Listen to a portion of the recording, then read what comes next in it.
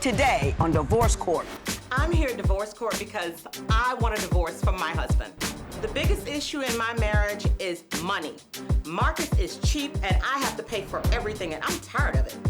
When I first met Tiffany, she was this kind, loving, beautiful woman. Now, it's like I'm married to a whole different person, and it scares me. The last time we were here, Judge Toller ordered Marcus to pay more attention to me, take me on date nights and everything. Marcus has done none of it. I would like the judge to say to Tiffany that she needs to respect me. Marcus, I want you to pay more attention to me. I want more intimacy. I just want more. Divorce Court is now in session. The Honorable Judge Lynn Toller presiding. Good day, ladies and gentlemen. I'm here today with Tiffany Jackson and Marcus Jackson. Mr. and Mrs. Jackson, you've been married for 5 years. You've been in this court before. I think, Mrs. Jackson, I told you to tone it down. I don't know if that happened or not, but I want you to turn around and take a look at what happened the last time you came to divorce court.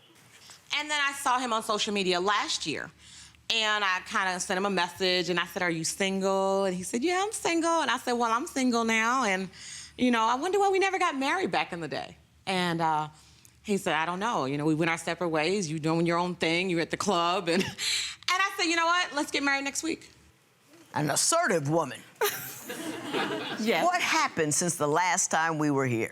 Well, since the last time we were here, I mean, I just feel like we're two totally different people. And I want a divorce now. Okay. Give me some examples of what's gone wrong. Well, when we first got married, you know, Marcus, like I said, he acted like he was in it to win it with me. We wanted the same things. We're gonna travel and do all these things. And then he comes saying he wants kids. I don't even like kids. So I'm sorry, but I don't.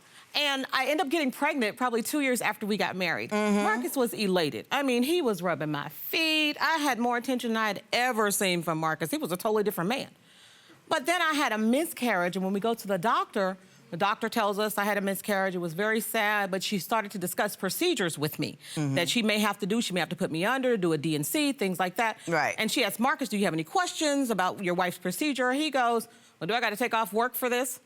Like, his only concern was himself. Right. You know, selfish. And once the baby wasn't coming, to heck with you. Right, I'm just another piece of furniture again. Mr. Jackson, why don't you tell me your version of that event? What do you say happened? Well, when she lost the baby, I was devastated. Actually, I mean, my heart broke into 1,000 pieces, and I disconnected from everything, from reality, from it all. And it's like the whole time we were arguing on the way home, it was after the miscarriage? After the miscarriage. And we were leaving the doctor's office, and on the way home, we were arguing about it, and it was like, I was hearing what she was saying, but it sounded like me, and going in one ear and out the other, because I was just so disconnected from reality. At that point, I was that upset. And I just didn't want to lash out, because it's pretty much not my character. What do you have to say? I understand that he was upset. I was upset as well. But once again, it was about him. Yes, he's upset, but he should show some concern for his wife.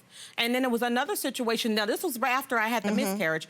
A family member said that they had got in touch with his long-lost daughter. He hadn't seen her in over 10 years. And I knew about the daughter 18 years ago, and I just thought he lost touch with her. The mother moved away. Fine. We planned this whole reunion, but when I saw the daughter, I said, "Well, she doesn't really look like you. Are you sure this is your kid?" And, you know, he was kind of taken aback, but he kind of agreed with me that, yes, maybe we should do a DNA test. I paid for the DNA test. Lo and behold, she was not his daughter. So I feel like, yeah, he was devastated again. So I feel like maybe he resents me for taking his chance for him having kids twice. Here's the miscarriage and here's the long-lost daughter that turned out not to be his. But I felt like I'm doing you a favor because she wasn't your kid. Mr. Jackson, how did you feel? That's a lot of incoming. There's a whole lot going on. How did you feel about finding the daughter that ended up not being your daughter? Well, it was a question that was pretty much plaguing my mind the entire time I'd known about her being born. It's like I went to, I was real excited to see her again because it had been so long. We got down there, you know, the whole reunion thing was great. It was Thanksgiving, and, you know, I was hoping that she would come clean and let me know something. But then when that didn't come about, that's when I decided, you know, well, yeah, we should go ahead and get this DNA test done and just find out for sure. Did that cause any dissension between the two of you? Because basically, she did kind of do you a favor. You had this nagging problem in the back of your mind for years. She found her, and she encouraged you to find out that she wasn't your daughter. Was there any resentment between the two of you for that, or were you? Actually, no. It was. I didn't resent her at all. You know, because I was actually more thankful for her. Yeah, that, you know. Are you exaggerating that, Mrs. Jackson? Because I find that hard to believe. Marcus says that he was thankful, you know, for me helping him and, you know, aiding him in that process, but that's not the way he acts. His words and his actions don't match. So Marcus will say, oh, yes, thank you for doing such and such, but then I'm just another piece of furniture again. I'm just here. You know, like he doesn't show his appreciation toward me. You know, Marcus is a big cheapskate. Marcus doesn't take me out. Now, we'll talk about that a little later, but let's put a period on this baby thing. Did you guys ever come to the resolution that clearly that you weren't going to have children? Yeah, or was it, well, we'll just leave it alone and we'll cross that bridge when it comes to it? I came to the resolution we're not going to have children. I think in the back of his mind, he was thinking, well, you know, maybe I can get her pregnant. Right. Well, you asked him to have a vasectomy, correct? Yes, I did. I said, I feel like... And he said? You need to have a vasectomy. He said no, because what if I want to have kids one day? With who? Not with me. Because I don't want no kids, so who you going to have them with? All right, I see where we are. Now I want to move on to the subject of, you brought it up. I got two things I want to talk about, finances and the lack of romance. Marcus is not doing anything. He don't want to kiss, he don't want to hug, he don't want to touch. He want to go to sleep. So when Marcus leaves, I kind of have been going out with an ex of mine. Were you aware of this? Aware of the ex and the dates? Yes.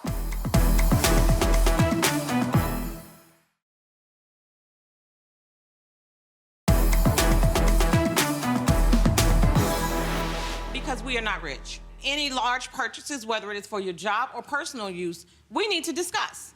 That same tool that he's talking about, he bought, one wrench was $50. I went on this other website online, found one just like it, same size, $10. I'm sorry, I'm not in the business of giving away money. Mr. Jackson, you say Mrs. Jackson's spending is out of control. Why don't you tell me why you say that? Because ever since I started this new career, I'm on the road, weeks on end. I come home, I walk into the garage, and it's like, I can't even get in the door because there's this box and that box and that box and this box. And it's like they're piled up over here before I even get inside the house. And when I asked her, what's up with all the packages, where are they all coming from? And she was like, well, don't worry about it right now. That's just some stuff you need to put together while you're here. Are you spending all the man's money while he's out trying to make it? I mean, he's not doing anything else with me. I feel as though I should be able to buy whatever I want. Marcus is not there. When he does come home, he don't take me out on dates, so I take myself out and go shopping whenever I feel like it. Ms. Jackson, can I ask you a question? Yes. Do you ever feel that your delivery is somehow off-putting?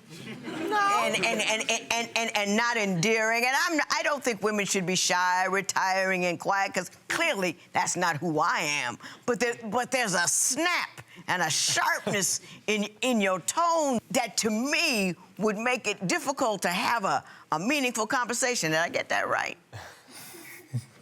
Oh, he's scared to say yeah. This is terrible. That's right. Well, I mean... That's that other person. That's that other person? That we talked about in the last... Yeah, that's that other person. I feel like maybe I can come off a little bit softer, but the thing is, Your Honor, when I first approach Marcus with situations, I'll come to him, Marcus, can we do such and such? But the second time, if I come at you, I'm snapping. Right. Because you act like you didn't hear me the first time. So, okay, Madam Snap. You talking about you not getting enough sex. Why don't you explain to me why you think that's happening? When Marcus comes off the road, I expect Marcus to be all over me. I am sexy, okay? And Marcus is not doing anything. He don't want to kiss, he don't want to hug, he don't want to touch. He want to go to sleep. So when Marcus leaves, I kind of have been going out with an ex of mine, and we've been having dinner and having conversation, and I'm thinking maybe that's where I need to be.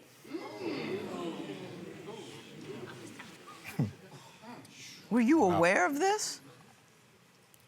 Aware of the ex and the dates? Yes. No, I was not. But you know what ex she's talking about, right? Or do you not? At first, I thought I did, but now that question is up in the air because the last ex that I've interacted with regarding her is now 6 feet under. No, it's not him. It's someone else. So Okay, it's none of your concern. Okay, if it's someone else. It's none of your concern. This is your husband. I don't care what he is or isn't doing. He seems like he's a nice guy working hard. You spending his money. He tired to get home, and then you mad because he won't jump on you, even though you all nasty and snappy with him. I mean, I'm nasty and snappy, maybe because he's not jumping on me. Maybe if he put me to sleep, I wouldn't have time to jump on him. All right? That's all I'm saying. Do your job. I do my job. Says you. You got something you want to say? You feel the need to speak? You may. I'm feeling some type of way right now, yeah, because I'm out here on the road, weeks on end. I come home, I can't even get 5 minutes to myself without, put this together, put that together. Come on, and let's go out and do this. Let's go out and do that. Now, all of a sudden, it's you out there going on dates with somebody else? What else am I supposed to do? When you come off the road, you don't take me nowhere. You don't do nothing with me. I don't care how long. It can be a week or 2 weeks off the road. Once you got your sufficient rest, once you put together everything I done bought while you was on the road, you have time to take me out on a date. We don't even go to a movie. Not even to dinner. And if we do go to dinner, I got to pay for it. You got to pay for it because I've paid the mortgage. Well, Okay, Marcus. hang on just a moment. I'm going to give Mr. Jackson an opportunity to collect himself and also to unburden himself should he feel the need. Marcus knows whatever he won't do, another man will. So you should have known that I was going out and seeing someone else and having a good time. You're not taking me.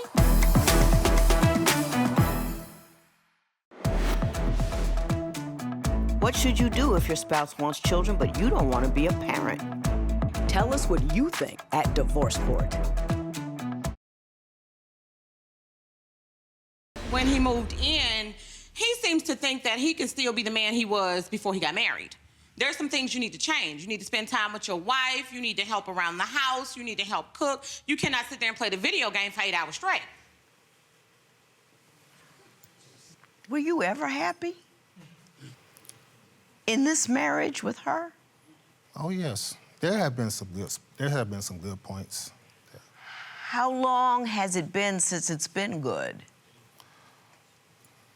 About a year.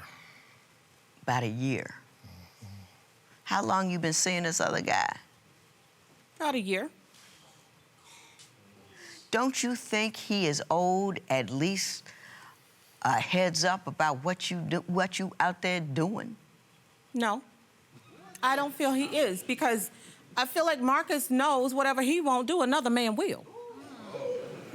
So you should have known that I was going out and seeing someone else and having a good time. You're not taking me. Are you sleeping with this guy? Not yet. I'm sure he wants to, but I haven't taken it there yet. Because you're a classy woman like that. Yes, I am. Mr. Jackson, do you have anything you'd like to say? Yeah, I'm still processing this right now, but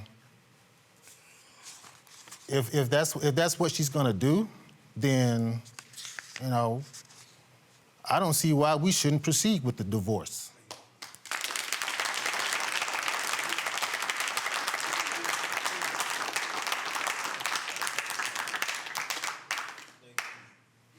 I don't care. Whatever you want to do. You don't feel at all obligated to at least apologize to a man who has worked hard for you for years, stayed faithful to you for years, has not had children as a function of the fact that you don't want to have children for years. Do you feel any need whatsoever? I mean, look deep down in the depths of your heart somewhere. If you got to get a microscope out, go find it. Don't you have anything that you would like to say to the man about what you've done? I feel, you know, a little bit of remorse, a tiny bit. But to be honest, Marcus, I have always given this marriage more than you did. So honestly, you need to give me an apology. It's the only thing I have to say to him. Well, And you put Are it like you that. sure this other guy's gonna be there when you get done? I'm quite sure. I mean, because the grass, it always looks greener, but sometimes when you get over there, popping those chops like you do, he may not enjoy it either. I mean, I think that he'll be there because I'm the best thing that ever happened to him, just like I'm the best thing ever happened to Marcus.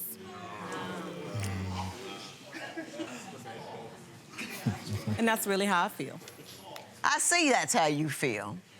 I'm gonna say a little bit about how you feel, and then I'm gonna say something about how I think you should feel. What would you do after learning your spouse had been going on romantic dates with someone else? Share your opinion on Twitter and Instagram at Divorce Court. Divorce Court will be right back.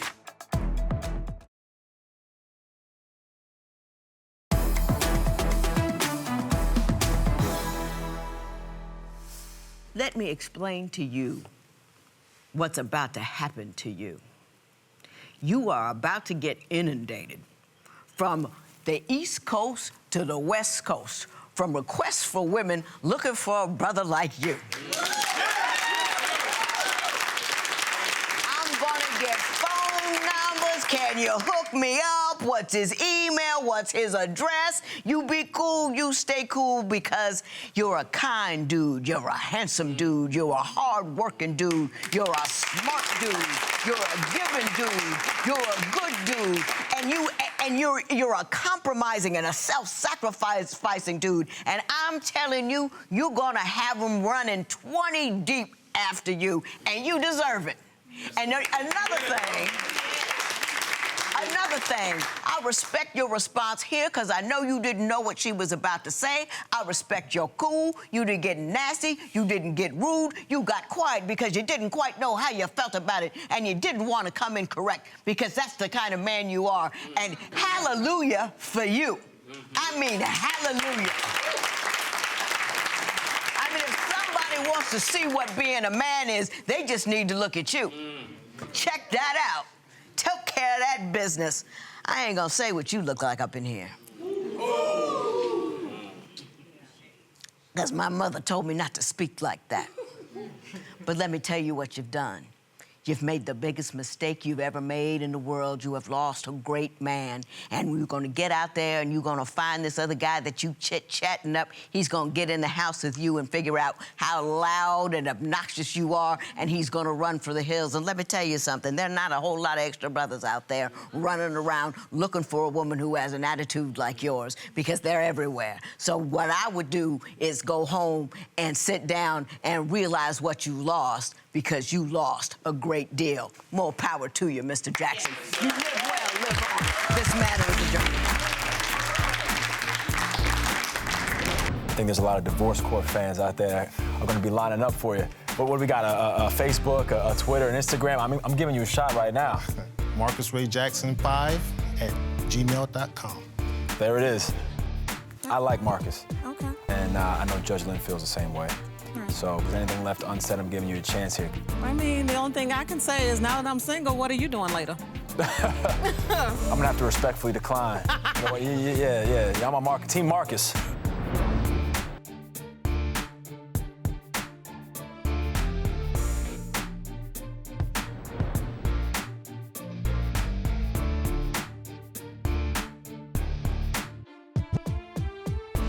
After the show, Marcus and I really talked. We had heart-to-heart conversations, and we have decided to give our marriage another shot. Thank you so much, Divorce Court, for having us, and a special thank you to you, Judge Toller. Bye.